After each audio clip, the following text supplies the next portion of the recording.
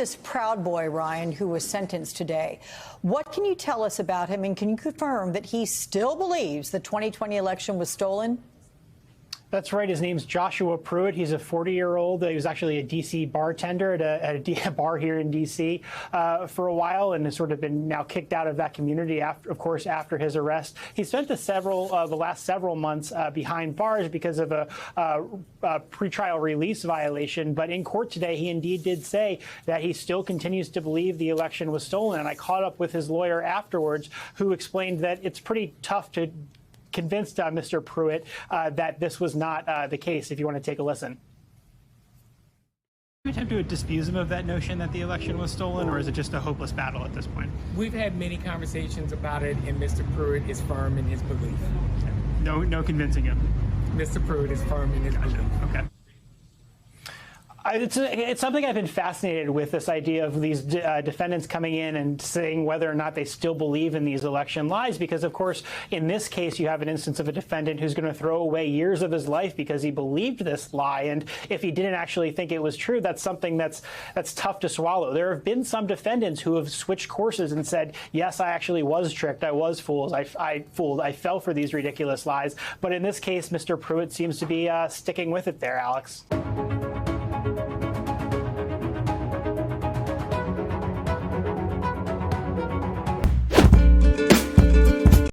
Now, United Nations nuclear experts are on their way to the Zaporizhzhia nuclear power plant in the south of Ukraine. Members of the IAEA group will monitor the security and safety of the plant, which has been occupied by invading Russian forces since early March. The group's leader, IAEA chief Rafael Grossi, announced a trip on Twitter saying, "The day has come. We must protect the safety and security of Ukraine's and Europe's biggest nuclear facility." Kyiv and Moscow have repeatedly traded accusations of shelling at the plant, and its operator has warned of the risk of a radioactive leak. It was forced to run on generators last week, but electricity has since been restored. Our correspondent Hugo Bachega has the latest from Kyiv. The Ukrainians accuse the Russians of turning this nuclear facility into a military base, using it to launch attacks against Ukrainian towns, perhaps knowing that Ukrainian forces are unlikely to retaliate. The mayor of the town where this plant is located said that despite this announcement, Russia continued to shell this town. Now, it's incredibly hard to independently verify all those claims because the Russians have been occupying this plant since the beginning of March, although Ukrainian technicians are still operating it. Now, Russia rejects all these accusations, and Russia says Russian troops are there protecting this plant. Now, Antonio Guterres, the UN chief, was here earlier this month, and he told me that it was essential to create a demilitarized zone around this facility, a proposal that's been rejected by Moscow, but he also said it was essential to allow monitors into this facility. So it seems that there is a window of hope that a mission will be allowed into this plant. Senator Lindsey Graham raising eyebrows with these comments following the FBI's retrieval of at least 184 classified documents from Mar-a-Lago. If there's a prosecution of Donald Trump for mishandling classified information after the Clinton debacle, which you presided over and did a hell of a good job, there'll be riots in the streets. Joining us now, New York Magazine Washington correspondent Olivia Nuzzi and New York One political reporter Emily No. Olivia, how should one read what Lindsey Graham just said there? How can you tell if there's a difference? I mean, did he live through the insurrection? I didn't think that Lindsey Graham was overly concerned about political violence in the wake of that over these last few months that he has been defending the former president.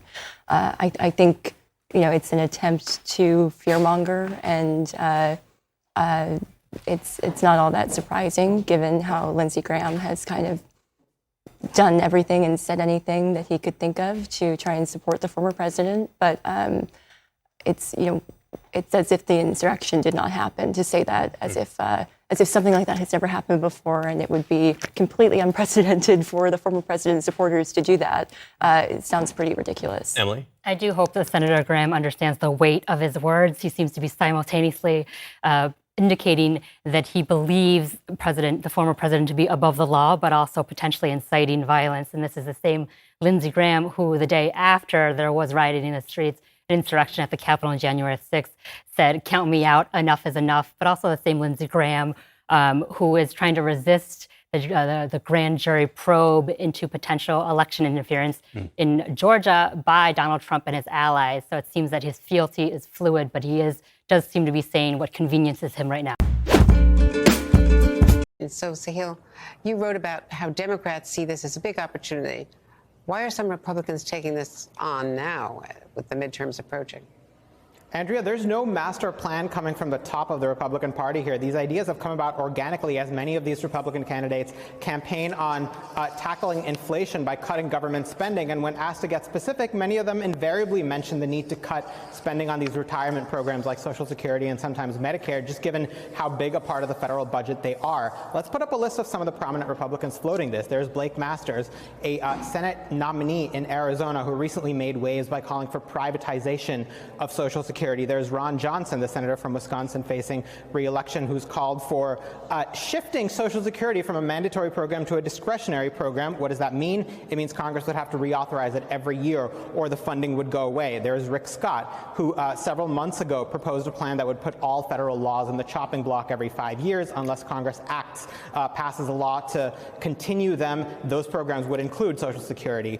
And then there is the Republican Study Committee led by the man you see there, Jim Banks. It's a group of about 100 influential House Republicans. They proposed a budget in June that would include long-term changes like raising the retirement age in accordance with lifespan and reducing benefits over the long haul by indexing them to a lower rate, or rather a slower rate of growth. Now, there is a split within the party because many of the old guard Republicans, such as Senate Minority Leader Mitch McConnell, who were around for the 2005 debacle when the Bush administration tried partial privatization of Social Security, they're not touching this. They know that it could be politically lethal with voters, and Democrats are trying to exploit this issue, drive that wedge between the Republican coalition, with the fiscal conservatives on one side who support these changes, with the base of older voters in the party who like Social Security, get spooked by the prospect of any cuts to that program. I put these questions to the Blake Masters campaign because he's been back and forth on this issue. I want to put up what he said or rather what they said on the screen. His campaign spokesperson told me that Blake Masters is not backing off his support for private accounts, but he wants them to be in the future. He wants them to be optional and only for younger generations who are not currently getting Social Security. Andrea.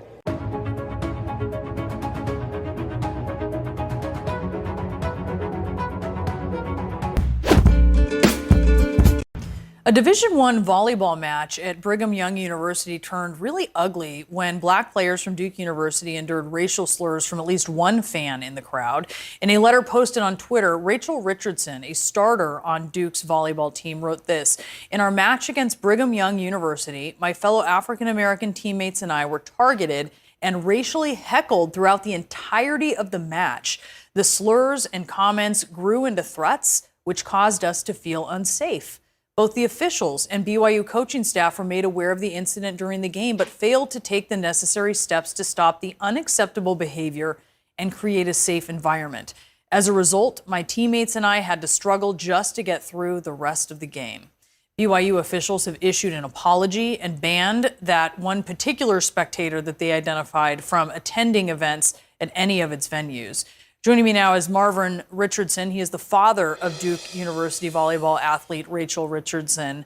Marvin, thank you for being with us. I'm so sorry for what your daughter has had to endure here, but tell us about this. You were watching this match on television, had no idea what was going on until Rachel called you. What did she tell you?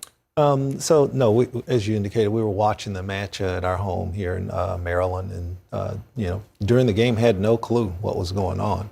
And then after the game, we always talk, and she called, but this was a different call, right? So she was crying, she was upset, and Rachel's not the person who calls and cries over a loss. It's just not who she is. She's been playing the game for a long time.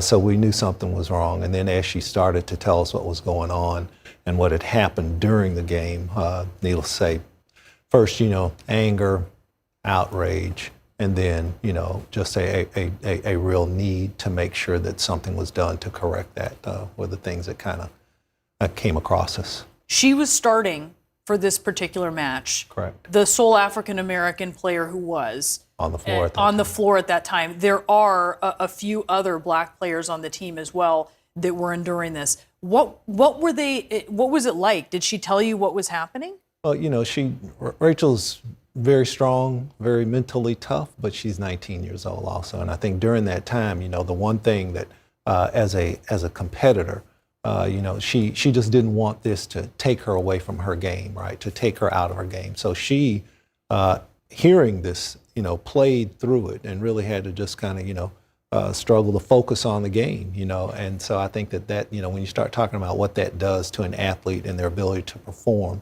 at the highest level under those circumstances, it's just not right, especially not in that kind of a college arena. She lets her coaches know. So the other players, they've alerted the coaches, and they try to take action. What happened? So they made it known what was happening, and at the point in between games, the two different sets when it happened between the second and the fourth sets, that's when they're at the student end of the court, and at some point they moved a police officer down to the student's end of the court, and you know, perhaps that's an action, but is that the only action that should be taken?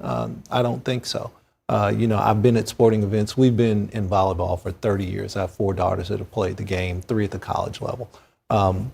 We've always had that occasional, you know, idiot that's just there in the crowd, right? But never an atmosphere like this, you know, where she said that she felt afraid.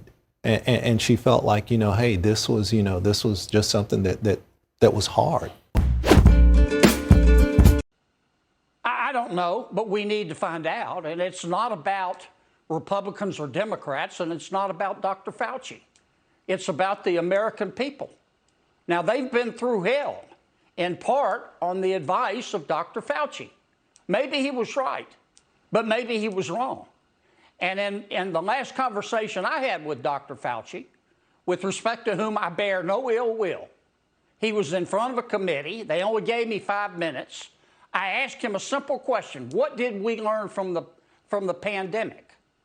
And I got a felonious amount of BS. Now, the Democrats won't press, but if we take back control of this Congress, we will. And retirement or not, he will be subject to a congressional subpoena.